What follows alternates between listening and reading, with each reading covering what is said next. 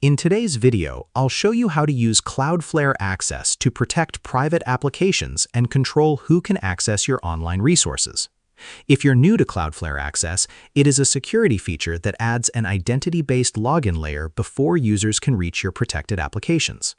Instead of relying only on a network location, access is granted based on who the user is. First, sign into your Cloudflare account and open the Zero Trust dashboard.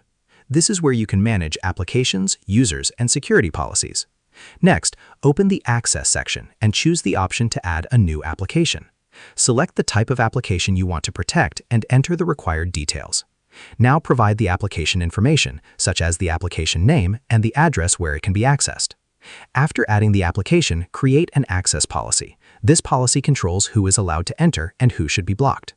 Choose the access action, then define the conditions for users.